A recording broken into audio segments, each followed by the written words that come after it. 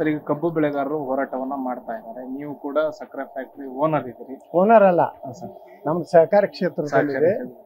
ನಾವು ಓನರ್ ಅಲ್ಲ.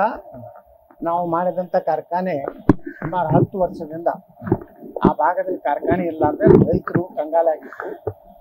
ಆ ರೈತರು ಬಹಳಷ್ಟು ವಿನಂತಿ ಮಾಡಿಕೊಂಡು ಕೈ ಮುಗಿದ್ರಿಂದ ನಾವು ಹೋಗಿ ಇದನ್ನು ಯಡಿಯೂರಪ್ಪ ಏನು ಚುನಾವಣೆ ಉಪಚುನಾವಣೆ ಏನಾಯಿತು ಚಿಂಚೋಳಿಗೆ, ಅವಾಗ ಯಡಿಯೂರಪ್ಪ ಏನು ಮಾಡಿದ್ರು, ನಾ ಸಕ್ಕರೆ ಕಾರ್ಖಾನೆ ಯಾವುದೇ ಪರಿಸ್ಥಿತಿ ಮಾಡ್ತೇನೆ ಅಂತೇಳಿ ಮಾತು ಕೊಟ್ಟರು. ನನ್ನ ಜೊತೆನೂ ಚರ್ಚೆ ಮಾಡಿದ್ರು, ಇಲ್ಲ ನೀನು ಹೇಳು ಮಾಡಿ ಕೊಡೋಣ ಅಂತ ಹೇಳಿ. ಮುಂದೆ ಅಲ್ಲಿ ಡಾಕ್ಟರ್ ಅವಿನಾಶ್ ಜಾಧವ್ ಅವರ ಚುನಾವಣೆಯಲ್ಲಿ ನಾವು ಭರವಸೆ ಕೊಟ್ವಿ.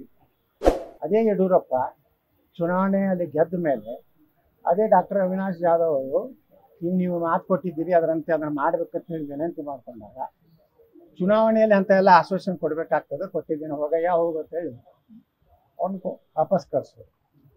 ಅವಾಗ ಅನಿವಾರ್ಯ ಬತ್ತು, ಇಷ್ಟು ರೈತರು ಇದು ಕಂಗಾಲಾಗ್ಯಾರ ಅಂದ್ರೆ ನಾವು ಮಾಡಬೇಕು ಅಂತೇಳಿ ನಾವು ಆಕ್ಷನ್ದಲ್ಲಿ ತೊಗೊಂಡು ನಾವು ಸಹಕಾರ ಕ್ಷೇತ್ರದಲ್ಲಿ ಮಾಡೀವಿ. ನಾನು ಇಷ್ಟೇ ಹೇಳಕ್ಕೆ ಬಯಸ್ತಾ ಇದ್ದೀನಿ, ಕಾರ್ಖಾನೆಗಳು ಉಳಿಬೇಕು. ಬರೇ ನಾವು ಅಷ್ಟು ಕೊಡಿ ಇಷ್ಟು ಕೊಡಿ ಅಂತ ಹೇಳಿ ಏನೋ ಯಾವುದೋ ಮಹಾಶಯರು ಮಹಾಪ್ರಭುಗಳು ಮತ್ತು ಮಹಾ ತತ್ವಜ್ಞಾನಿಗಳು ಮಹಾವಿಜ್ಞಾನಿಗಳು ಅಂತಾರಾಷ್ಟ್ರೀಯ ವಿಜ್ಞಾನಿಗಳು 14,500 ರೂಪಾಯಿ ಒಂದು ಟನ್ನಿಗೆ ಕಾರ್ಖಾನೆಗೆ ಬರ್ತದೆ ಅಂತ ಹೇಳ್ತಾರೆ. ಚರ್ಚೆ ಇದೆ. ನಮಗೇನೂ ಬೇಡ, 10,000 ರೂಪಾಯಿ ಅವರೇ ಇಟ್ಕೊಳ್ಳಿ, ನಮಗ ಕಬ್ಬಿನ ಬಿಲ್ ಅವರೇ ಕೊಡ್ಲಿ, ಎಲ್ಲ ಕೊಡ್ಲಿ. ನಮ್ಮ ಕಾರ್ಖಾನೆಗೆ ಬಾಡಿಗೆ ಒಂದು ಟನ್ನಿಗೆ 4,500 ಕೊಡ್ಲಿ, ಸಾಕು.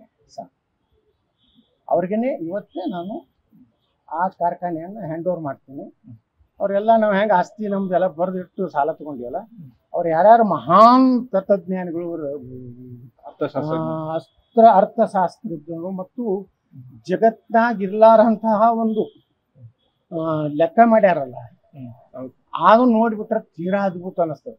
90% ಸಕ್ಕರೆ ಫ್ಯಾಕ್ಟರಿ ಹೋಗುತ್ತೆ, 10% ರೈತರಿಗೆ ಬರುತ್ತೆ ಅಂತ. 90% ರೈತರೆ ಎಷ್ಟು ಸಕ್ಕರೆ ಕಾರ್ಖಾನೆಗಳು ಇವತ್ತು ಲಾಭದಾಗಿಲ್ಲ. ಮ್ಯಾನೇಜ್ಮೆಂಟು ದರೋಡೆ ಮಾಡ್ಯಾರ, ಲೂಟಿ ಮಾಡ್ಯಾರ, ಇದನ್ನೆಲ್ಲ ನಾವು ಒಪ್ತೀನಿ. ಅದೇನು ಸಾಚ ಅದರ್ಥ ನಾನು ಮ್ಯಾನೇಜ್ಮೆಂಟ್ ಏನು ಭಾಳ ಅವ್ರನ್ನೇ ನಾನು ಸಮರ್ಥನೆ ಮಾಡ್ಕೋದಿಲ್ಲ. ಲೇಟೆಸ್ಟ್ ಹಾಗೂ ಇಂಟ್ರೆಸ್ಟಿಂಗ್ ಸುದ್ದಿಗಳಿಗಾಗಿ ಬಾಸ್ ಟಿವಿ ಕನ್ನಡ ಚಾನೆಲ್ನ ಸಬ್ಸ್ಕ್ರೈಬ್ ಮಾಡಿ. ಹಾಗೆಯೇ ಬೆಲ್ ಐಕಾನ್ ಪ್ರೆಸ್ ಮಾಡಿ. ಇದರ ಜೊತೆಗೆ ಫೇಸ್ಬುಕ್, ಇನ್ಸ್ಟಾಗ್ರಾಮ್, ಎಕ್ಸ್ ನಲ್ಲೂ ಮಿಸ್ ಮಾಡದೆ ಫಾಲೋ ಮಾಡಿ.